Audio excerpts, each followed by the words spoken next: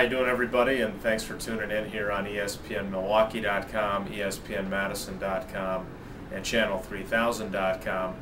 We are in Landover, Maryland, where the Packers fall to the Washington Redskins 16-13 in overtime, falling to 3-2 on the season, and they leave here feeling like they could be 5-0, having lost two close games now by field goal decisions, 20-17 on Monday Night Football in Chicago, in a game that I'm sure everyone remembers with a bevy of penalties and disappointing play, and certainly this game today where the Packers manage only 13 points. Mason Crosby clanks a potential game-winning field goal with 1 second left in regulation off the left upright from 53 yards out. He also missed a 48-yarder earlier in the game. Donald Driver drops 4 passes. The Packers drop 6 as a team. Aaron Rodgers throws an interception in overtime, leading to the game-winning field goal by Graham Gano, and the Redskins leave here 3-2, very excited about it. Packers leave here 3-2, very disappointed about it. But obviously the big story of the day, more and more injuries. I feel like I should be playing the ER theme song in the background of this video because, first of all, remember the Packers come in here banged up. They lose Ryan Grant to the season-ending ankle injury in Week 1. They lose Morgan Burnett to a season-ending torn ACL in his knee last week against Detroit. But there are also players that either could be out for a while or could be done for the season. Nick Barnett suffers a wrist injury last week. It's unclear when he may return. He told me today that he could be back in as soon as 8 weeks, but the Packers could decide to put him on injured reserve before then, which would obviously end his season. Brandon Schiller misses the game with a shoulder injury he suffered against Chicago. Not clear when he's going to be back.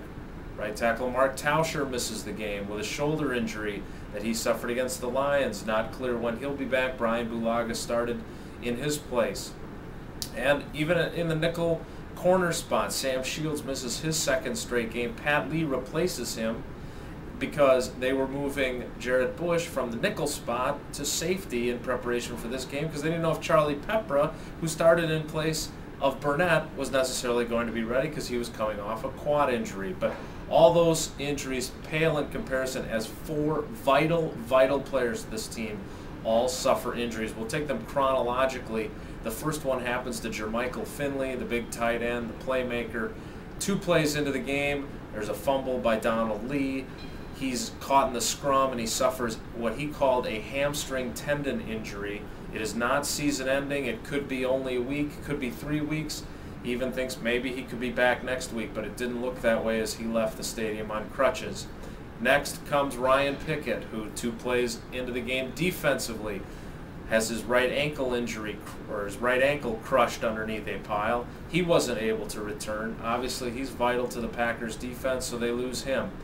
Then the big one, Clay Matthews leaves the game in the second half when he starts to feel discomfort in his left hamstring, which we know has been a problem for him since he actually became draft eligible, since it dates all the way back to his pro day at USC. But certainly this year it had happened again on family night when he pulled it. He missed the rest of the preseason, but as the NFL sack leader with 8.5 sacks, not including the one he lost on a penalty and a aborted play on a snap that went over Donovan McNabb's head, he has been fantastic, and he is going to be missed if he misses any significant amount of time.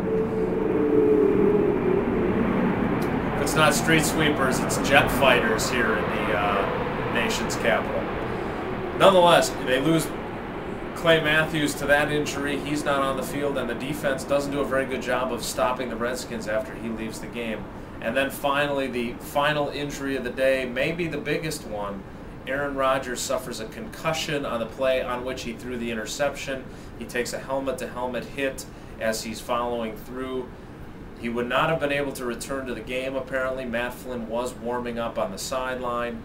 He did not have to go in, obviously, because the Redskins won the game before the Packers could get the ball back.